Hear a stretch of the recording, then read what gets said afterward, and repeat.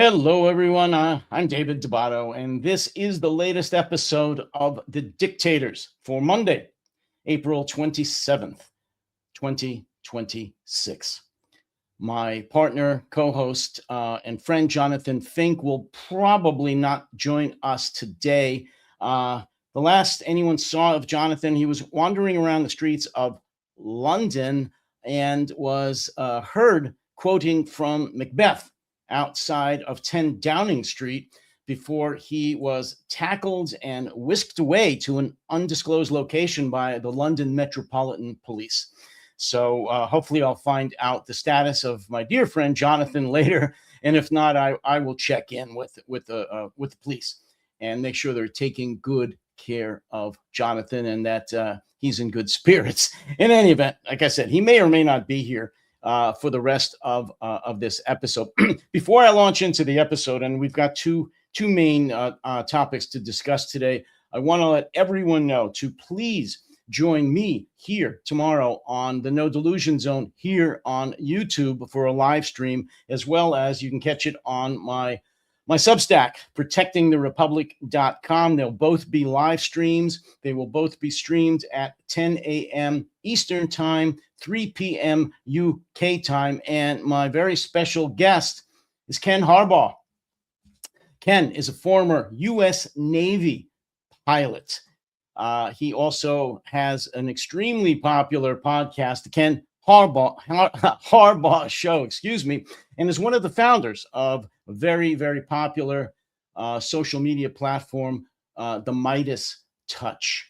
Again, I'm really happy to have Ken tomorrow. He's also a geopolitical analyst. He can be seen all over social media and the internet. I'm really, really glad to talk to Ken tomorrow. And again, I want you all, if you can, to tune in here, to scroll to the No Delusion Zone or protectingtherepublic.com at 10 a.m. tomorrow, Tuesday, April 28th, 10 a.m. Eastern Time, 3 p.m. UK time for Ken Harbaugh.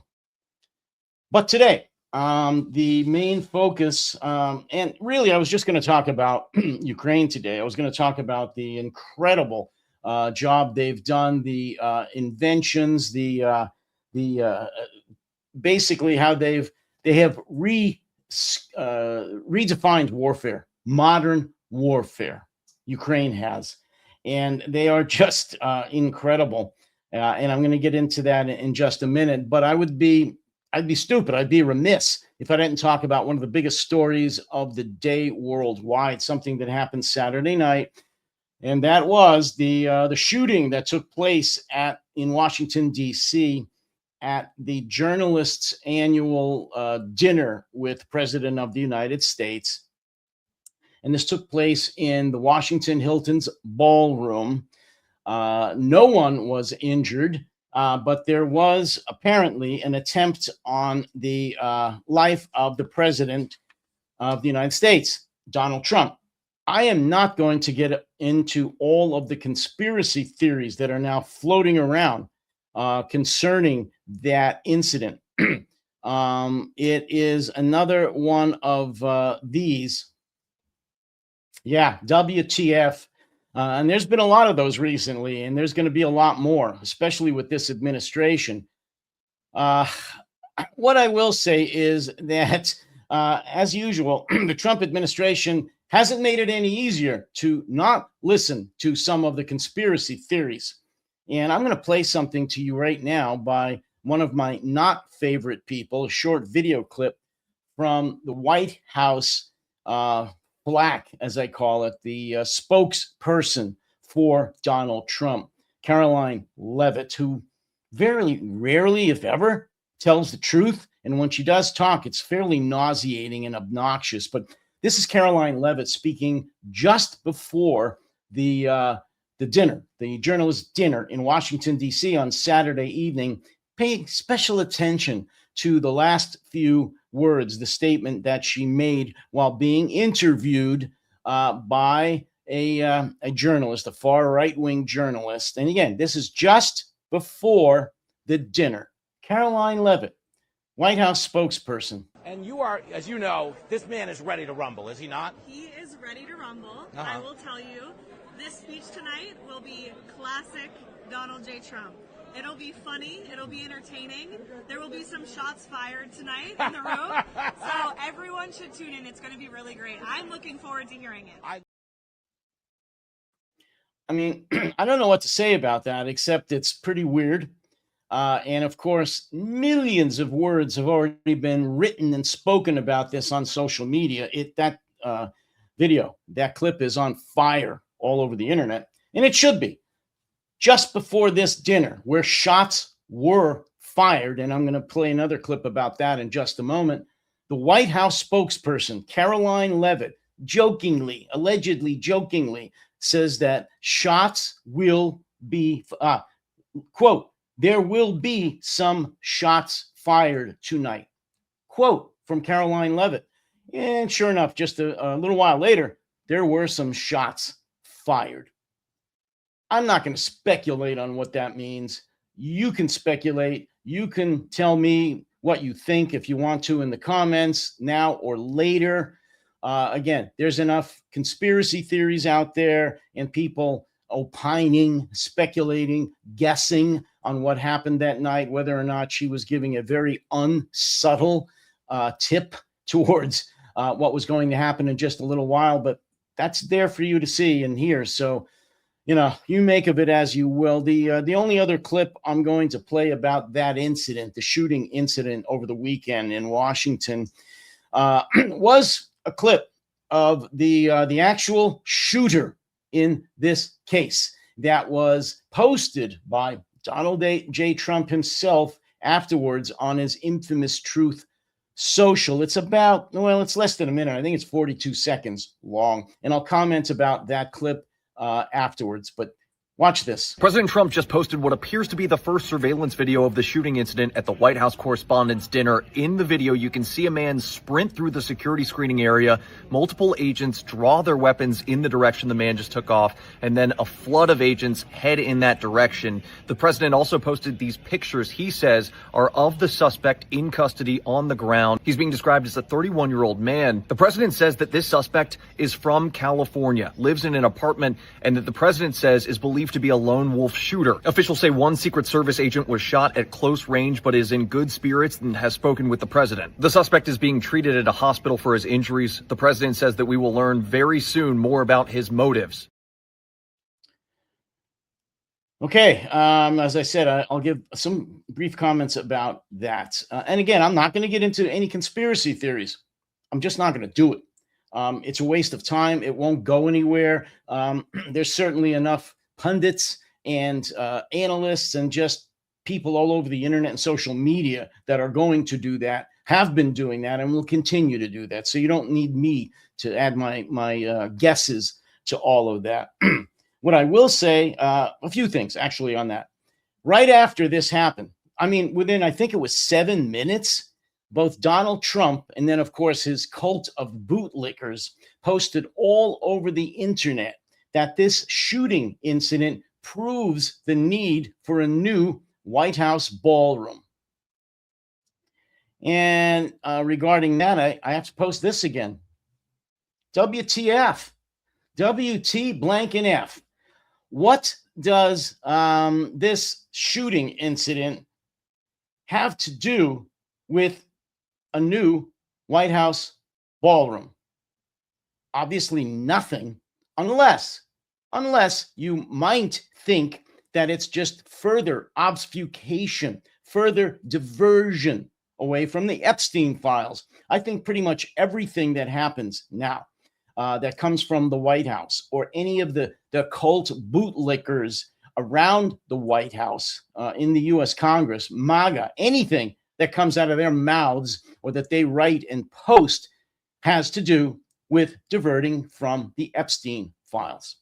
Whether this insane lunatic post immediately after the shooting about the need that this proves the need for a White House ballroom was part of that diversion away from the Epstein files, who knows? They're all nuts. They're all part of a cult. And anyone that keeps trying to figure out the mind of Donald Trump tries to figure out, try to decide what he really means is themselves insane. Stop wasting your time. I gave up a long time ago. However, one thing that that clip shows me, somebody that's worked in law enforcement and military security sucked.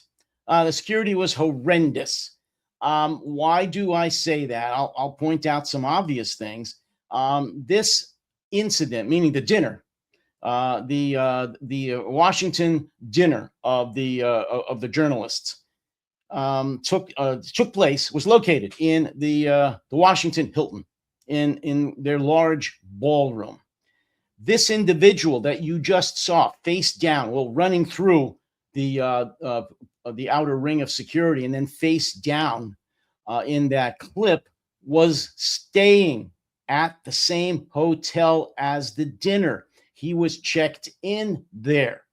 Yet he allegedly was able to sneak in a dismantled rifle in a suitcase that he then assembled in his room, brought it down to the area that you just saw, where he charged with this rifle, trying to get through security into the ballroom before he was tackled. Apparently, one or more shots were fired, because it seems that I believe it was a Secret Service agent, although it might have been another member of law enforcement, was struck by one of the rounds. I don't have clarity on that yet, but that is what is being reported. However, the fact that this individual got within, I don't know how many meters of the president, got into what is at least the secondary or the second ring of security around the president of the United States, and the other two individuals that would have taken over to him the sixth line of succession, the speaker of that, well, vice president, first of all, and then the speaker of the House. The fact that this idiot, this alleged shooter, got within the second ring, and possibly the first, that he got so close to the leaders, the absolute top leadership of the United States of America, is disgraceful. It's just disgraceful. And I don't want to hear about any apologies for the Secret Service. They have committed so many security disasters in the last few years that that's unbelievable. And look, I want to say right now that, as you know, anybody that watches me, I am not a fan of Donald Trump or MAGA or any currently serving Republican member of the government. But that is irrelevant. I hate political violence.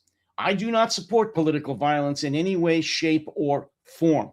And when someone tries to assassinate the president of the United States, that is an attack on us all. In fact, Ken Harbaugh, who's going to be with me tomorrow, just said on his podcast, in an interview with Steve Schmidt from The Warning, that he feels the same way, that an attack on the president, even if it's Donald Trump, is an attack on us all. Because as loathsome as he may be, he is the president of the United States. That is an office. It is an institution. So anyone trying to take him out is trying to take us out. Because guess what, folks? He will not always be in that office. Hopefully not very long at all. But the fact of the matter is, someone else, some other man or woman, will be the president of the United States, hopefully very, very soon. And I don't want them to be assassinated or shot or attacked either. The institution of the president of the United States, the office of the president of the United States, must be inviolate. It doesn't matter what party currently holds that office or who currently controls the government, the U.S. Congress, the House, or the Senate. It's irrelevant. Political violence in this country, in my country, the United States of America, which is still hanging on as a democracy, as a constitutional republic, political violence has no place in this country, in my country. It sucks. And I just can't say enough about the fact that I do not support in any way, shape, or form what allegedly happened over the weekend at this dinner, the shots that were fired and the attempt made on the life of the president of the United States. So again, I'm just going to say that the security around the president has been recently and still is a disgrace. I hope there will be some real thorough after action reports about this. I'm sure there will, but I hope they're very, very thorough and that several people from the top on down get fired. And really, that's all I can say about that incident, the journalist dinner, the shooting at the dinner in Washington, D.C. And what I want to do now is move on to the original focus of this live stream, which was going to be and still is Ukraine. The incredible advances, how Ukraine has almost single-handedly transformed the modern battlefield. They have taken it from what really started out as a World War I trench warfare type of battlefield, where literally trenches were drawn in eastern Ukraine, in the Donbass, and advances were made in meters, in feet, and meters, and yards, not in miles. It was stagnant. The casualty count was horrendous on both sides. Armor was being thrown at it, armor that some of which was donated by the United States and NATO powers, European powers, which initially did some good. But then as Russia developed its drones, its drone warfare, the utility of armor in the war in Ukraine began to be less and less useful, less and less successful. What had been the queen or the king of battle until that point, including the very best heavy tanks of the United States and the European powers, were blown up. They were themselves vulnerable to drones, to unmanned weapons platforms. And for a time, the Russians held sway with that. They learned from their mistakes. Well, guess what? The Ukrainians learned from their mistakes too. And they adapted far better, far faster, and took far more advantage of the unmanned platforms, aerial platforms, but actually they now have developed aerial, land-based, and sea-based drones. And they're the best in the world. They are the best in the world at drones and anti-drone platforms. And I'm going to play a couple of clips here about that.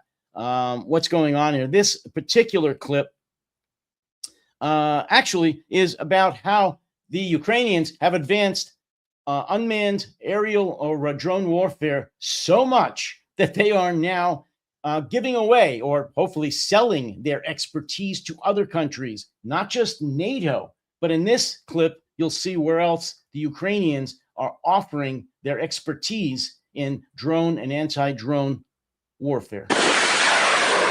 Cheap and easy to launch, Iranian-developed Shahed drones are among the deadliest weapons in Tehran's arsenal. They've also been used extensively by Russia against Ukraine. Now, Kyiv's hard-won anti-drone expertise is proving to be its most valuable asset. At the request of the White House, Kyiv is sending teams of drone specialists to the Middle East. According to Volodymyr Zelensky, 11 countries have asked Ukraine for assistance. 3 teams have been deployed so far to Qatar, the United Arab Emirates, and Saudi Arabia. Without our experience, it will be very difficult for the Gulf region, the entire Middle East, and partners in Europe and America to protect themselves. We are ready to help those who help us. Ukrainian expertise offers a useful form of leverage for Zelensky, who has clearly stated he expects assistance in return and hopes to trade for defense systems Ukraine is lacking.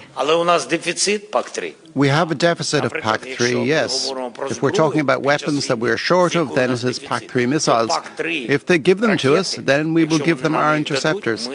This is an equivalent exchange.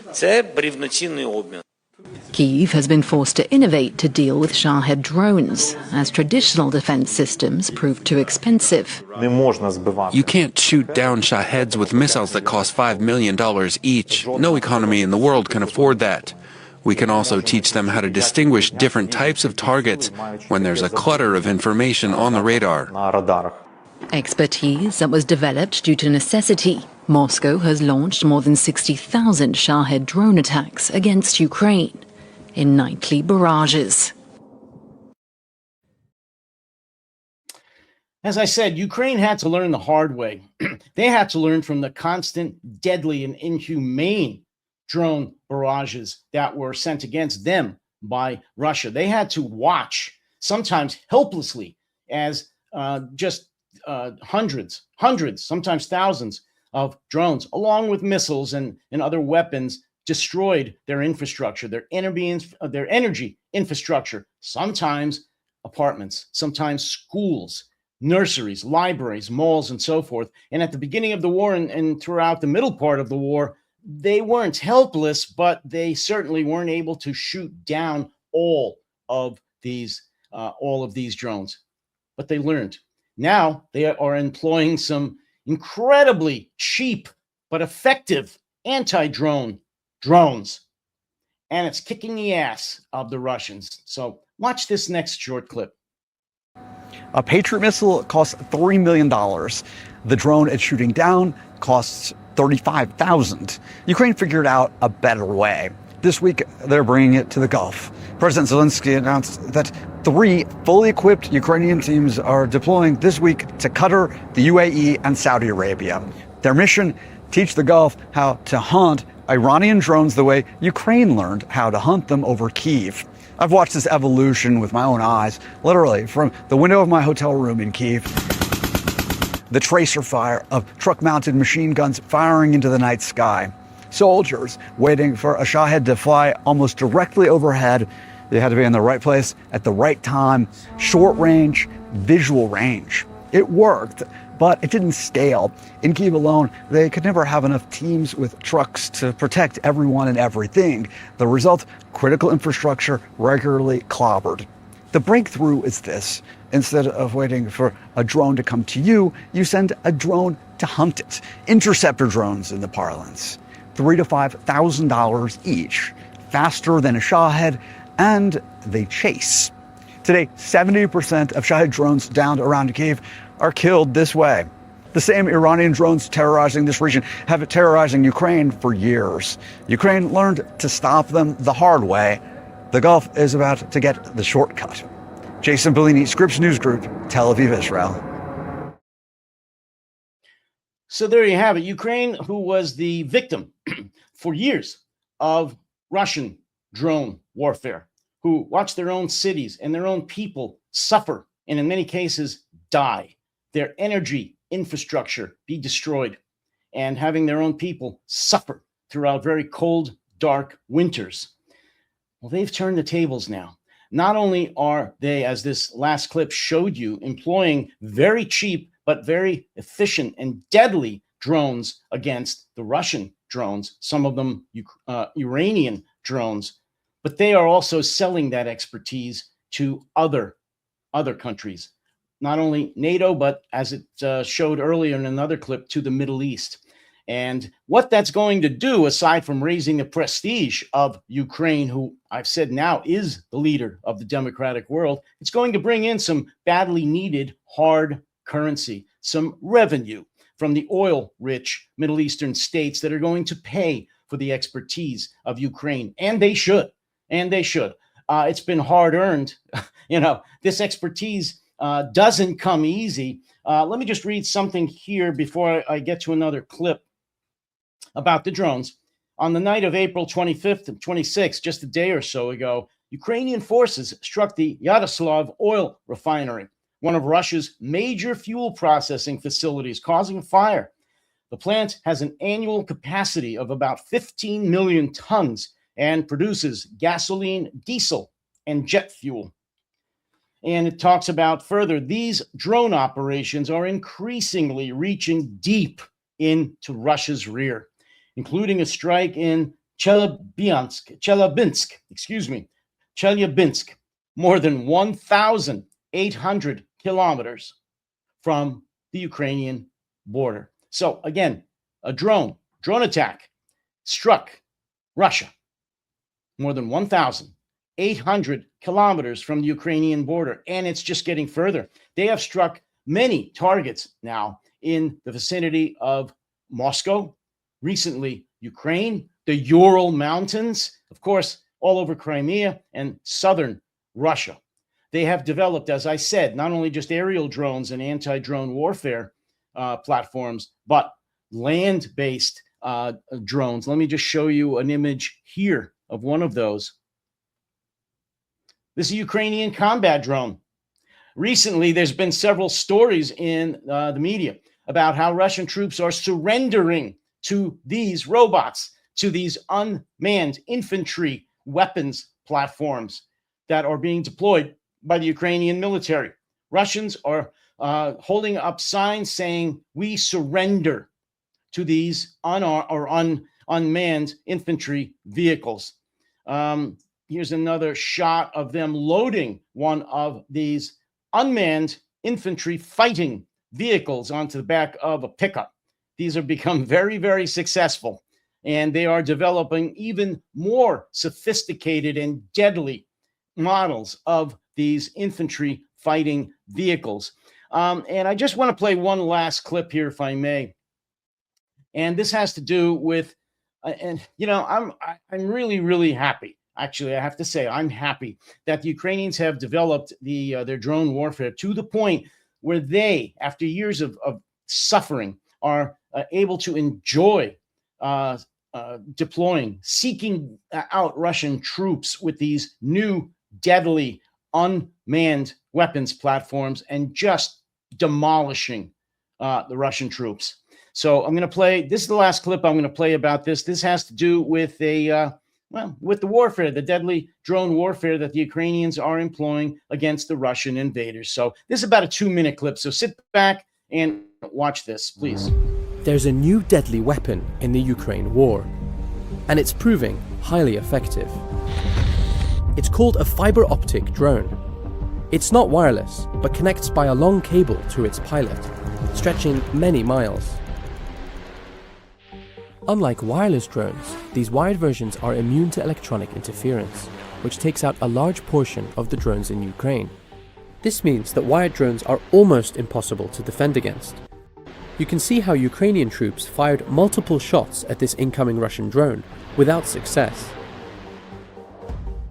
A wired connection means pilots are also working with much higher video quality, which lets them perform more complicated maneuvers, as this Ukrainian footage shows. There are a few drawbacks. Wired drones have a short range of 10 to 15 kilometers compared with wireless ones, which can sometimes be controlled tens of kilometers away. And occasionally they can get caught on obstacles. Great swathes of the battlefield now look like this. These drones may be a new weapon, but wire-guided missiles like these have been a mainstay of anti-tank warfare since the Cold War. The fiber optic versions took off in late 2024, when Russia began deploying them in large numbers in Ukraine. They played a big part in its successful counter-offensive in Kursk in March 2025, and are now being deployed in eastern Ukraine. Meanwhile, Ukraine has stepped up its own production. A factory in Kyiv is increasing manufacturing of these new drones from 600 a month to an expected 10,000 by the end of summer 2025. The main challenge is sourcing the fiber optic cable. China dominates the market, but Ukraine is ramping up efforts to produce its own. With such a powerful weapon on the battlefield, both Ukraine and Russia are trying new ways of stopping fiber optic drones. Watch how this Ukrainian drone was deployed to blow up an incoming Russian drone attack. Tanks have been dressed up with anti-drone material, and both sides are constructing nets over key roads and positions. But as this video shows, wired drones can still find ways through these defenses. Eventually, laser weapons could be deployed that could shoot projectiles out of the air. That would really shake up the Ukrainian arms race. Despite the grind of war, both sides are continuing to innovate to gain a crucial advantage. And as I've said many times before, Ukraine holds all the cards, not Russia. Russia never did, but Ukraine seriously now actually does hold all the cards. I could not be more proud of the Ukrainians, not just the Ukrainian civilians, the population, but of their leadership and obviously of their military and their intelligence services. They are there's something else. And I'm just going to read one last line here about what I'm talking about and what I've discussed in this video. As Ukraine expands domestic drone production, many experts expect more frequent and larger scale strikes targeting Russia's economic and military capabilities. And you can be sure about that. Their strategy of weakening and hitting Russia's oil and gas refineries and production centers and pipelines is going to continue. They're going to drain the hell out of Russia's oil production and their distribution to the point that even if the price of oil keeps going up, it's not going to matter because if they can't refine it, if they can't send it along pipelines, if they can't export it, it's not going to do them any good. And as you may or may not know, the Russian economy is in the toilet and it's getting worse. And what Ukraine is doing is just pushing it along that much further. And I'm going to have to end on that note. Ukraine, they've turned it around. They are now, as I've said, actually in other podcasts in the past, Ukraine right now is the torch bearer. They are the leaders of Western democracy. They just are. They have been for a while. America, if it ever was, has ceded that position to Ukraine. And I really mean that, and I couldn't be prouder. So that's it for today. I'm going to make a call in a little while, find out how Jonathan is doing, if he's been released yet, if he's still quoting Macbeth, or if he's moved on, perhaps to King Lear. I'm not sure. So thank you all for joining me. And again, tomorrow, 10 a.m. Eastern, 3 p.m. UK time for Ken Harbaugh here on YouTube on the No Delusion Zone live stream. You don't want to miss it. Ken is an incredible individual. So please check it out tomorrow. And until then, you all take care, stay safe, and stay sane.